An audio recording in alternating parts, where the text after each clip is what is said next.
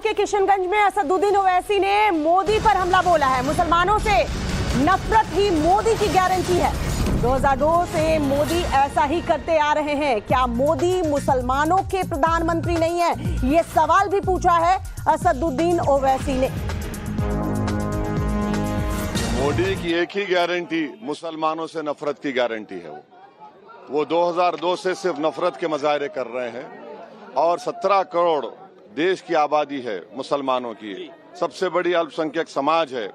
वो देश के 140 करोड़ जनता के प्रधानमंत्री हैं, सिर्फ मुसलमानों के नहीं है क्या? उनको इस तरह से रुसवा करना, उस तरह से उनसे नफरत करना, और अगर कल कुछ देश में दंगा हो जाए, उस जिम्मेदारी नरेंद्र मोदी की होगी।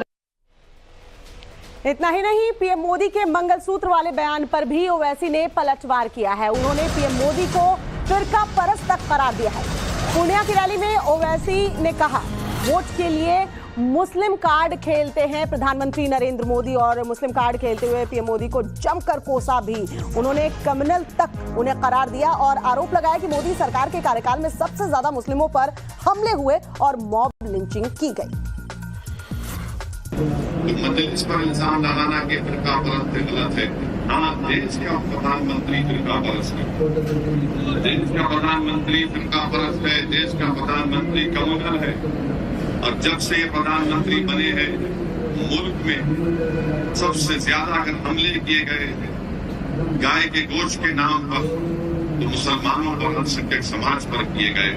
बुलडोजर के जरिए घर तोड़ा गया, इसके घर ज्यादा तोड़े गए, अल्पसंख्यक समाज मुसलमानों के घर तोड़े गए। तो असदुद्दीन ओवैसी एक के बाद एक प्रधानमंत्री नरेंद्र मोदी पर निशाना साधते हुए नजर आ रहे हैं।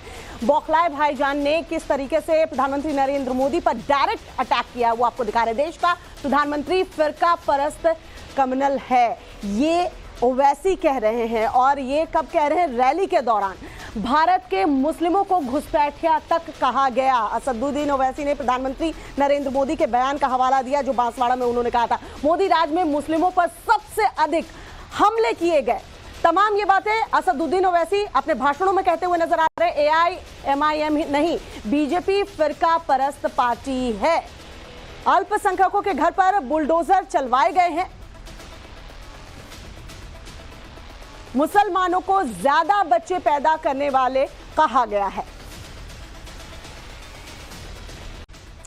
और हैदराबादी जंग जो है, तीर से क्या कटी ओवैसी की पतंग। हम ऐसा क्यों कह रहे हैं? क्योंकि माधवी लता जो है एक के बाद एक असदुद्दीन ओवैसी पर हमला बोलती नजर आ रही है, निशाना साधती नजर आ रही है। एक और बड़ा बयान उन्होंने दिया असदुद्दीन ओवैसी पर। माधवी लता ने बड़ा हमला इस बार बोला है।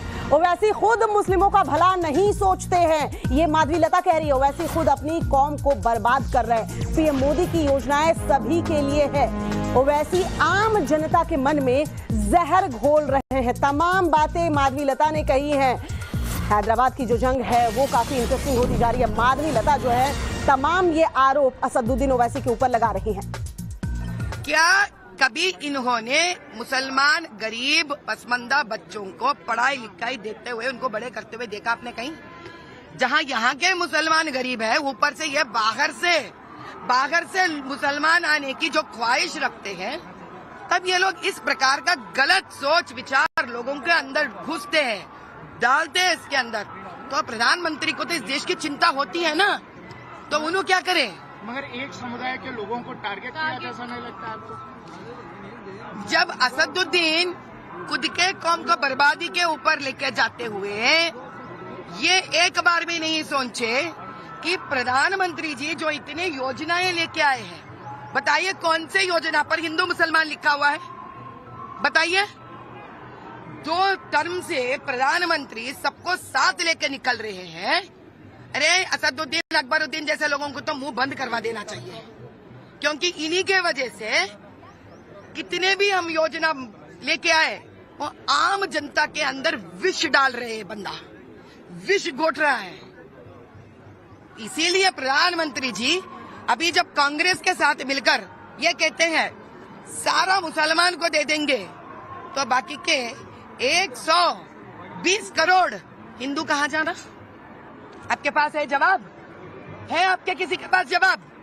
120 करोड़ पूरे हिंदू कहाँ जाना? असदुद्दीन असदुद्दीन जितने सारे गलत काम कर चुके हैं।